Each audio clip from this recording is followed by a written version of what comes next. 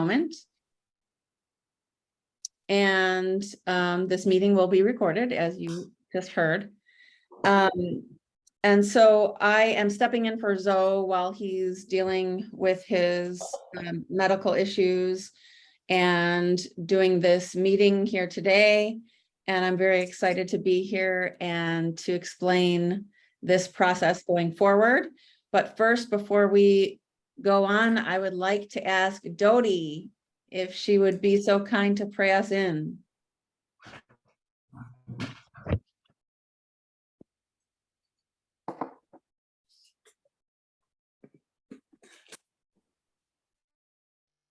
There. Okay. Okay, so everybody, let's take a deep breath. Hold it. And as we let go of anything and everything that came before this moment, we're accepting there is only one life. It's the life of God that's revealing itself into each of us right here and right now. So as we come together as a whole, as one, we recognize that God is revealing itself into each of us, and we're accepting a wonderful, divine, fun-filled, joyous celebration today of choosing our new minister, knowing that everything falls in place in the right and perfect way, orderly, smoothly, and clearly, knowing that everyone has already decided in their hearts and minds the minister that would bring forth all of the attributes that we've been praying for the last several months. God is good, God is where we are, and I accept that it's already done. And for this and so much more, I give great thanks for it. I let it be so and accept that it's done. So please affirm with me by saying, so it is. So it is. Thank you so much. So it is. Thank you. Okay, so today we'll be talking about the voting process and the dates associated with the voting process, what to expect going forward. But first, I really would like to take some time to thank our new minister search committee, who dedicated over a year of their time to put the packets together, the wonderful video together. They, called all the references. They went through the different resumes. They organized the candidating weekends. I mean, they did everything from soup to nuts, as Dr. Fraunglass just said. And so thank you to the new minister search committee. Specifically, I'm going to name their names: Elke Moritz, Susan Urquhart Brown, Dorothy Mendez, Louise Thompson, Beth Van Arkel, Anthony Prado, and the two chairs, Linda Wyman and Bonnie Gonzalez. Thank you so much for all of your service and, listening to Christopher and Chantal's talk this morning. I mean, he really talked about how, we show up, and the service that comes through us. And I think that the new minister search committee is a wonderful explanation or embodiment of that. So thank you so much. I can see Susan's face smiling, so that's good. I can't see anybody else's face, but thank you. And then, of course, thank you to Reverend Jerry for all the support she has provided to us up until this point as the interim minister, or however we call her, contract minister, during this time. I think it's been, a very rich time for our community, and looking forward to this process. So thank you, Reverend Jerry.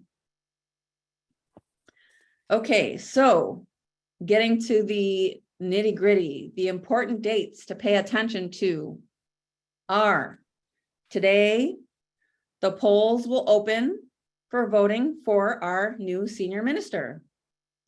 The vote will be online, and you will receive a link from Constance today within a couple hours after this meeting is concluded. It will have the dates that I'm going to mention now as well. For a handful without email, you have received paper ballots to send in. And once you receive the email with the link, you can go ahead and click the link and cast your vote right then and there. You will have until November 5th, 11:59 a.m., so until midnight, to cast your vote. Yeah. This will give folks the time to go back, review the recordings if they need to of the 3 candidates. And if for those of you who haven't had a chance to get to see all the different workshops or the Q&As, you're more than welcome to do that. You will have the time to do it. And it also gives us time to get the paper ballots back as well. The announcement of the new senior minister will be given once we have all the administrative details worked out. So closing the polls close November 5th, but we need time to be able to count the votes, reach out to the candidate, see if they still want the job, and then negotiate, the contract, so to speak. So that will take time. Of course, we are eager, just as eager as everybody else on this call, to get our new senior minister or ministers into the position and to get the ball rolling. But of course, things do take time. So if we plan to have this announcement ready to go and be announced in November, but we don't know exactly when, it will be on a Sunday, I can tell you that. The voting process for the new senior minister this year will be ranked choice voting. Many cities and many elections are done by ranked choice voting. In fact, many cities such as Oakland, San Leandro, and Berkeley do ranked choice voting. I have my Alameda County voters' choice here, and it talks about ranked choice voting in the guide that they sent out. So this may be familiar to some of you. So, that's great. The board has worked with the administrative coordinator to ensure that the strictest confidentiality is being maintained through the voting process, and that names will not be associated when counting the votes. So we've really taken this seriously. We understand that in the past, this has been done differently. And we understand that we're asking you all to trust the process and to trust this new process of doing it online and doing ranked choice voting. And we want you to feel comfortable and confident in the fact that it will be a confidential process, and that counting the votes will not be associated to folks' names. So with that said, if you are familiar with ranked choice voting and feel confident you know how to fill out the ballot, you are more than welcome to jump off the meeting at this time. Otherwise, you're more than welcome to stay. Just know that the polls will open once you get the link in your email in a couple of hours at the end of this meeting, and the polls will close on November 5th at midnight. The rest of the meeting will be going over how to fill out your ballot and how to cast your ranked choice vote. So if we could go ahead and get the PowerPoint up, Constance, that would be great.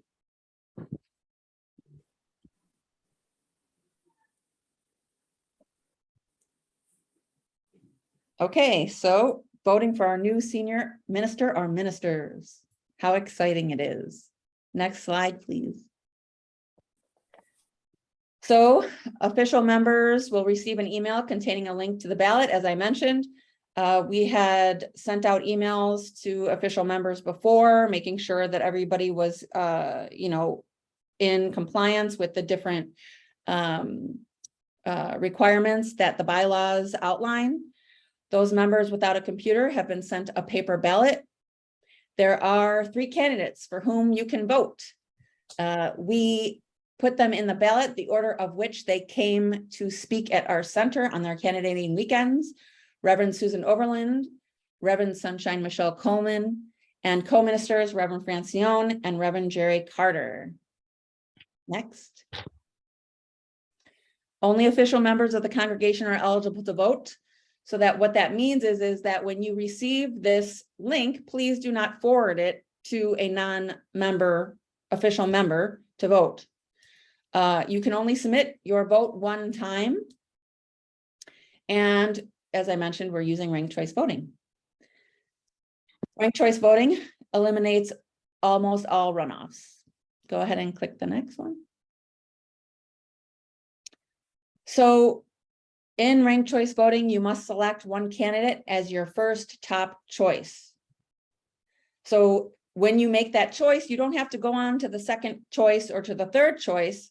However, it will benefit the community to know what your second choice is if the first choice does not get a majority vote, which I will go into further.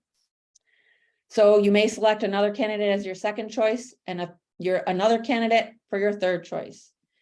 You can only have one top first choice. If you repeat any candidate in first, second, or third choices on your ballot, only your first choice will be counted. So let me repeat that one. If you repeat the candidate, your first choice candidate, as your second and third choice, only your first choice will be counted. Next slide. So this is an example of what the ballot looks like. You must vote for one and only one candidate as your first choice. Your second choice needs to be someone other than your first choice. And your third choice needs to be someone other than your first and second choice. Next slide. The ranked choice process is a majority vote is required to win. So that means over 50% of the vote. Round one counts all first top choice votes. If a candidate gets a majority vote in round one, they are the new senior minister and the process ends. If no candidate gets a true majority in round one, the candidate with the fewest first choice votes is eliminated and continue to round two with the remaining candidates.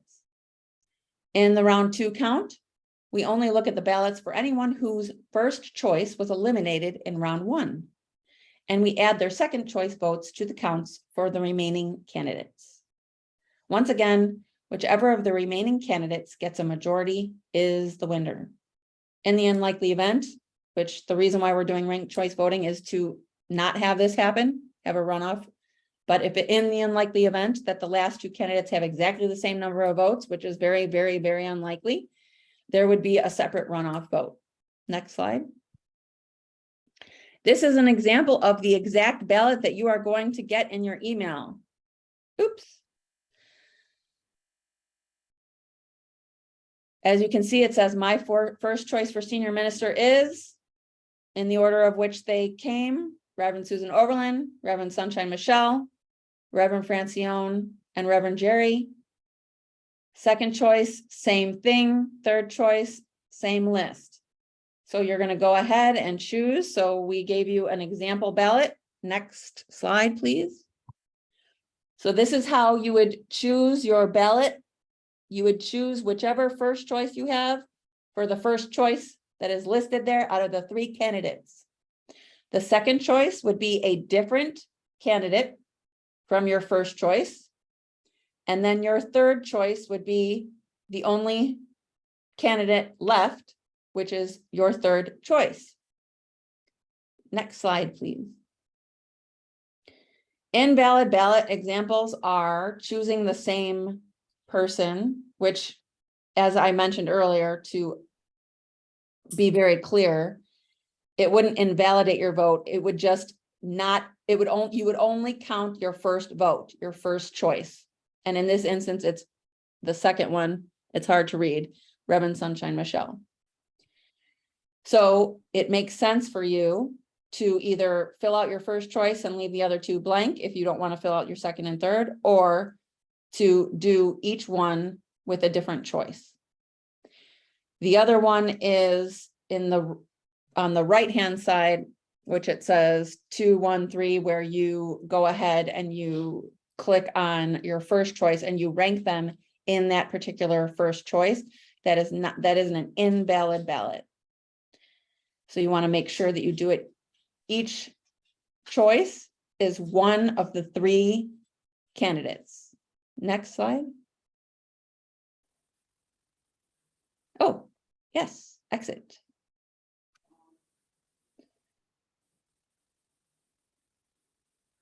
So there you have it. Do we have questions? Maureen, it's Eileen. Can I just make one comment? And that is that in the example, the last example of the incorrect way of voting, just so everybody knows, you wouldn't be able to fill in the numbers on the online vote. It wouldn't allow it. The paper ballot would, but the online would not. So it's an incorrect way, but it's self-limiting.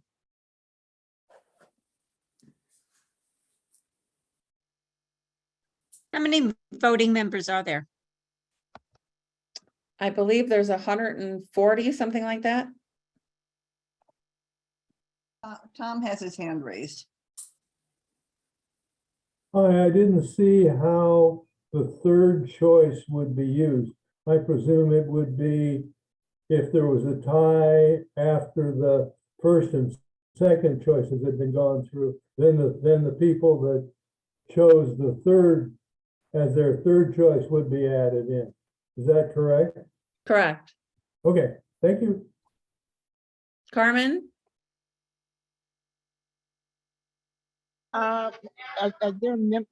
Who's counting the votes?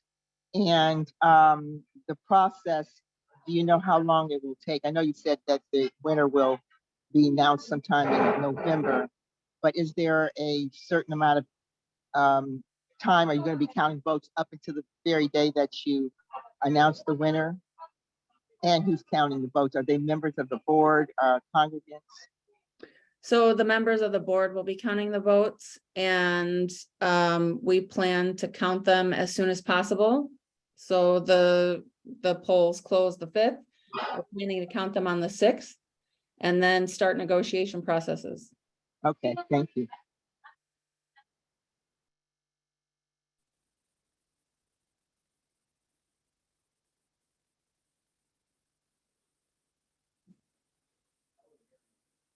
Any other questions? Oh, and Carmen, you said about when we are gonna announce it. I mean, you know, we want to announce it. The earliest that it could be, if we were to look at the calendar, would be November 13th. But I'm not saying November 13th just because I don't know how the negotiation processes they're gonna go. Okay, that's fine. Thank you, Marie.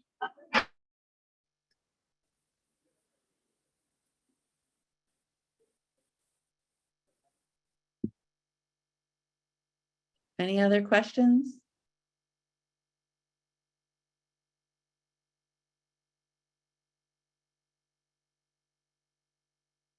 Reverend Jerry has her hand up. Maureen, it's Reverend Jerry. Can you explain in more detail what the negotiation processes are that you're mentioning? Sure. So once we get a clear winner, we would reach out to that person and to ask them if they're still interested in the position. And then basically, you know, just like any job offer, there is a set package, which includes, you know, insurance, medical insurance, the salary associated to it, and different ways in which that, you know, percentages of different education, like the educational classes and things like that, that can be negotiated between the new senior minister or ministers and the board. And so that would be the time to discuss that, such as vacation time, sick time, retirement. So it would just be the time to discuss how that's going to look for that particular senior minister or ministers. Thank you. I understand. Thank you much. Mhm. Hi, Dorothy, I see your hand up. Hi, honey. I just have a question about the people who are getting the paper ballot. If it is mailed on and postmarked on November 5th, and it doesn't get, because of snail mail these days, and it doesn't get to the center until probably the 6th, I mean the 7th or the 8th, how are you going to handle those votes? Well, then that's a very good point. Constance, we know exactly how many were sent out. And so we would know by November 5th if we received all of them. So if we haven't, clearly that will push out our time to announcing the new senior minister. So we'll have to wait until we receive all those ballots or confirm with them, with the people that we sent out paper ballots, that they're not planning to send one in. Okay, And thank you, dear. Can I speak to that for a second? Go ahead. Yeah, one of the people who got a paper ballot was at church today, and she's already received it. So she's already got it, which means they've all got it unless their address is incorrect. I'm not talking about people receiving it. I'm talking about people sending it in. I understand that, but they have an envelope that's stamped. They can fill it out today and they can send it back in. So unless they just let it sit there until the 5th, And that's a possibility. well, that's one of the reasons we're trying to set up this calling for everybody. Yeah, and so I was talking, Constance and I were talking with Linda Wyman today and calling some of the folks that we sent out paper ballots and other folks that may have some challenges in terms of getting online or, accessing a computer, and helping them and making sure that they are casting their vote in a timely manner. And if they have any questions for that. And in fact, the one thing I did forget to mention, which will be in the announcement with the voting link on the email that Constance sends out, is Constance will be holding open office hours on Wednesday, November 2nd. From what time was it, Constance? From noon till 2 o'clock. Noon to 2 o'clock, to go over to work with whoever is having a hard time getting into their link to cast their vote.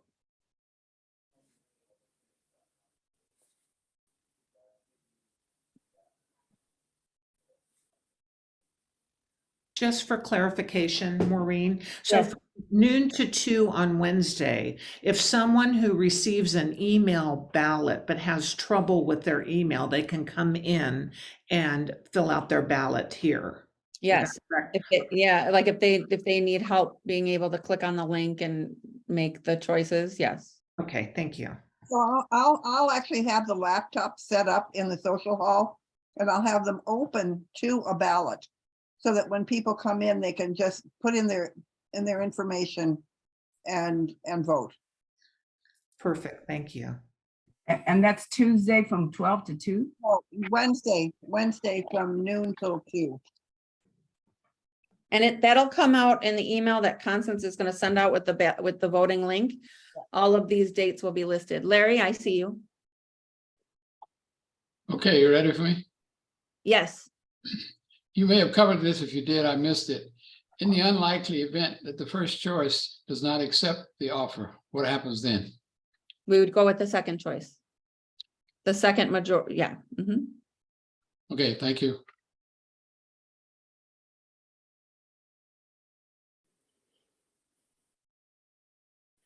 Yeah,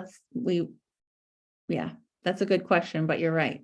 In the unlikely event that happens, right? Any other? Yes, this is Lita. I just got joined in. Hi, Lita. I have a question relative to the voting. If Okay, you vote for your number one choice, and then you mark your second choice. Well, if you don't have a third choice, do you have to mark something? no, you don't have to, Okay, thank you. but just make sure, Lita, because I know you got a paper ballot, just make sure you put it in the separate Oh, sections. I plan to do it online, Okay, hopefully. And great. not the paper. Thank you for mentioning that. So how do you guarantee that somebody doesn't vote twice, paper and online? What was that again? I'm How just asking a general question. How do you make sure that people don't vote more than once? Yeah, so what we're doing is, without looking at the votes, we are going to go through the list of people that voted, because just because we have 140 people that are capable of voting does not mean we're going to have 140 people that vote. So let's say we get 200 votes, that's gonna tell us that people either sent in too many votes or they forwarded the votes. So we're gonna have to go through and make sure that people, haven't sent it to other people or make sure that they're official members. So we're gonna go through the list and make sure that people are official members. And then once it's time to count the votes, the names will be removed and we will go ahead and do the counting of the votes. I have a question. Was there some particular reason that we opted to go with a ranked choice voting system? I got here late, so I apologize if that's already been asked. No worries. Yes, the reason is to avoid runoffs. So I can explain further if. Yeah, please do. Okay, so if someone ties, then like, let's say if we did a regular vote, not a ranked choice vote. And since we have such a small pool, well, it's a small pool, 140 people voting, if they all vote, that increases the likelihood that there might be a tie between two people. And so what that would mean is that there would need to be another vote. And so by having the congregation provide their first choice, second choice, and third choice, it eliminates having to have a second vote, because you are essentially doing your second and third vote when you're voting the first time. That's why on your ballot, it says your first choice vote, your second choice vote, and your third choice vote. Nikki, I see your hand up. Oh, you're still on mute. Is there a numerical value to the first vote that's different from the second and third vote? No, it's the person has to have 50% majority vote. Okay, so if, for example, half of the people picked candidate X and half of the people picked candidate Y, and all of those people picked candidate Z as their second choice, the person who had no first person votes could end up being the new senior minister. I didn't quite understand your question, but I would say the answer is no, from the way that I understood it. No, because Nikki, that third person would have been eliminated on the first round because they were not picked as in the first. So if somebody didn't get that person would not have had, right, 50% means that that third person didn't get any votes. So then they would be eliminated. Well, let's say that 10% of each first two. The person with the least amount of votes gets eliminated on the first round. Oh, okay, yeah, okay, I get it. I'm always thinking of how it could, not work, so. Yeah, so that's why we're doing this. We want to make it work. We're holding the high consciousness that it will work. And we're making sure. Maybe it's gonna work. Say that again? I said, and I prayed, and it is gonna work. Yeah, exactly. We're praying that it's gonna work. Oh, I see, Miss Medina. DJ here. I Hi. know I'm logged in my work email. This is more not a question, but more of a concern. I'm noticing there's about 50 so of us on here, and we have 140 members. I'm just wondering if that's a true reflection of the congregation. We're trying to recruit young people. I think my wife and I, Anna, might be one of the youngest folks around, and we're in our 40s.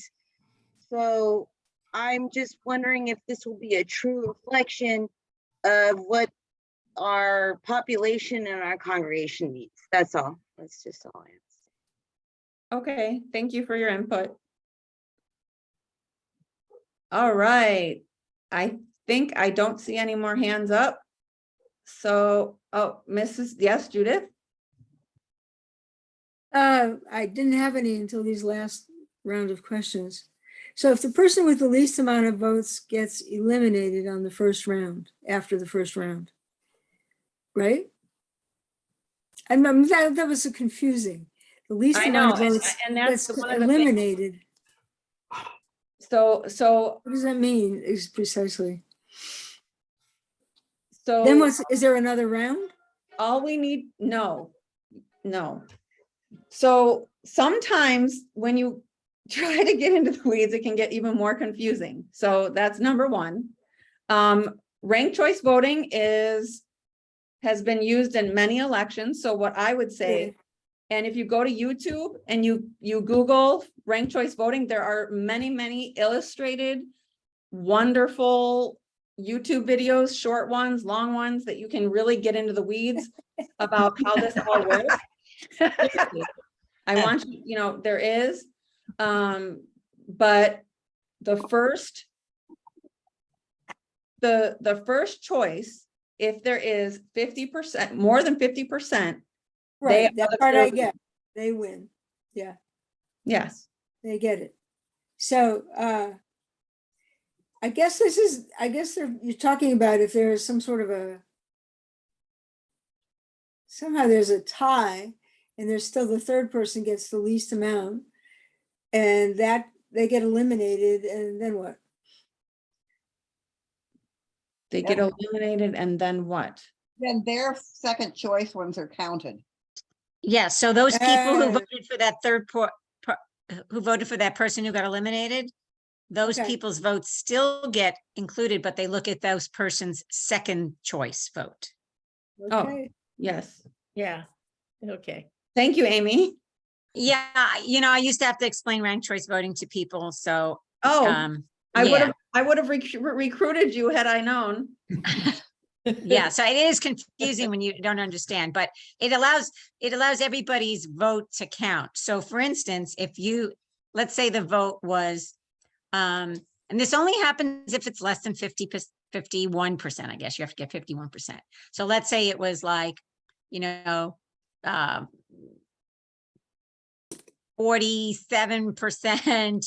and 30-something% and whatever the remainder percent of that is, the third person. That third person, they get eliminated, but then you look at the votes, who voted for that third person, and then you look at those people's vote and you say, who did those people vote for in their second choice? And those Right. second choice votes get counted to the those two remaining candidates. okay. And the goal is to get to more than 51%. 51%.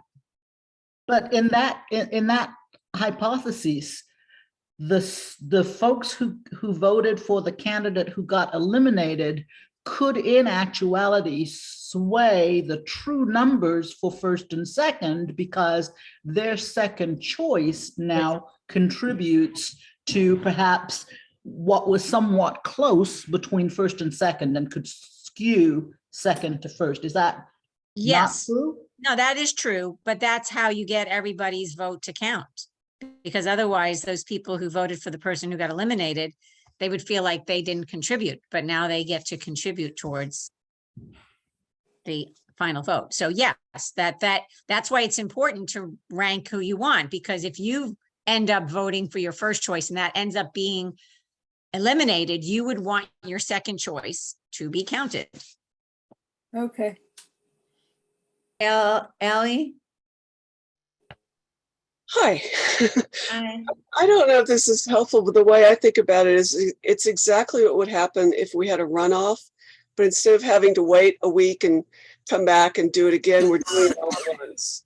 So if I voted for candidate 2 and candidate 2 had the fewest votes, but no one got 50%, and candidate 2 had the fewest votes and got eliminated, I'd be coming back a week later and having to choose between candidate 1 and 3. They'd be my second choice. But so it's taking what would happen in a runoff and just doing it all at once.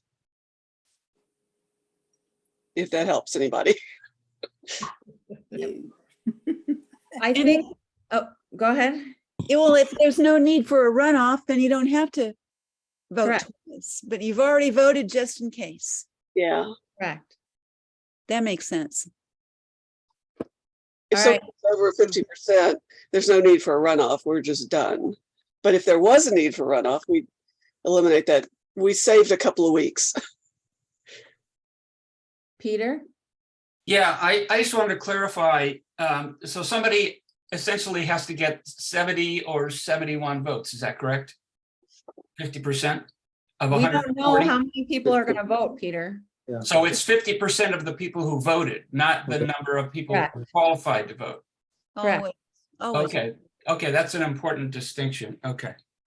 Okay, thank you. Yes, you're welcome. May I say something? This is Helene. Well, actually, Paul's got his hand up. Yeah. Oh, and then me. okay. Elaine, is it regarding ranked voting? I was just gonna say, ranked choice voting has been used in California, many cities for a long time. It's a very wonderful process. And I think as religious scientists, we should all just trust the process and not worry about how anything's being counted. We'll get the results we need. Thank you, Helene. I love the vote of confidence. Yay. Paul? Mine's not related to vote count Okay. or to ranked choice voting. I have a noisy dog, so I'll try to be brief. Mine is more about the population that is considered active members. And they're on a list that they've met the criteria. What if someone on this call thinks they've met the criteria and they don't get a link and they don't get a paper ballot and they think they should be eligible to vote? What is the process to have their voice heard and that decision explained? Thank you. Very good question. And we've already gone through the list and made sure that everybody who would think that they were official members, if they weren't meeting all the criteria, we've reached out to them and remedied that. They've had a certain amount of time to respond and to do what they needed to do to be in compliance with what is in the bylaws. So that's a very good question, Paul. We did that before we even had this meeting. Let's just say in a far off world, seriously, because I've seen a lot of people I haven't seen in 6 years in the last 3 weeks. So who may think if still, even after all that exercise, they weren't contacted or whatever, and they feel like they should vote, who should they go to petition the right to vote? Who's in? Me. Okay. To me. Yeah, and I can put my email and phone number in the chat. And the reason I ask that is because I circulate quite a bit on Sundays, as you know. I'm very active with the population, and people ask me a million questions, and this is the one question I think I will hear that hasn't been answered yet today. So the answer is refer them to you if they have a question about their voting status, correct? Yes. All right, darling, thank you so much. Paul, if they just want to know if they're considered an active member, they can email me and I can look at the list and let them know. But if then they have a question about it, if they want to talk to Maureen further, if I say no, they're not a member right now and they don't like that, then they should talk to Maureen. Okay, but you would refer them at that point. So what do you want me to do? Send them to you first or send them directly to Maureen and let you and her get together on the response? Well, the thing is that I think to refer them because it's possible that someone's going to get sent a link and it's going to go into their spam or they're going to miss it. In which case, if they get to me, I can resend it to them. Okay. But if they get to me and I say, no, you're not a member, then they need to go to Maureen. Okay, and you'll make that connection because you'll know it. So my direction, if someone asks Mr. 1-800-CALL-PAUL on a Sunday is, if you're concerned about your voting status, contact Constance. She'll check the list for you. And if that doesn't work, she'll refer you to Maureen. Well, Paul, the voting will be closed. But yes, that is what you should do. Yes, thank you. Thanks. All right. All right. So anybody else? You want to go enjoy the rest of your Sunday afternoon? Yay! Okay, let's go ahead and do a closing prayer. Oh, Freya, you raised your hand. Come on, Freya, go ahead. I'm maybe getting ahead of myself, but after the votes are counted and you've chosen someone to interview and negotiate with, has a start date already been decided? Oh, Or no. is that left up to the candidate, or? That's left up to the candidate and to the board once we find out that the person still wants the job. And then we get through all the negotiating of the salary and the package and this and that. And then we'll decide on the start date. Of course, we're gonna go for as soon as possible. I think we're all, biting at the bit to get this person in. But it depends, we're going into the holidays, so we need to keep that in mind. And so, yeah, we'll do the best we can with the start date. Larry Wyman. I just want to thank you, Maureen, for running a great meeting and doing a very good job. Thank you. Thank you, Larry. Yeah, I second the motion. Oh, thank you. All in favor? Aye. Thank you, Maureen.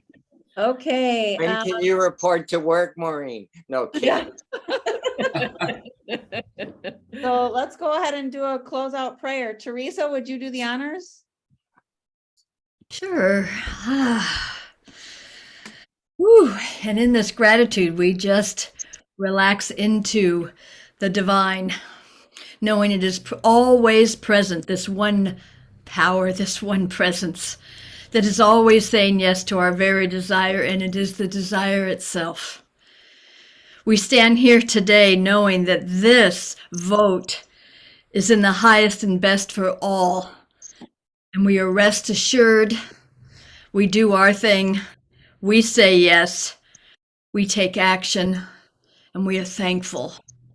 And we come together today as we anchor this, letting go and letting God, and saying, and so it is. So it is. So it is. So it is.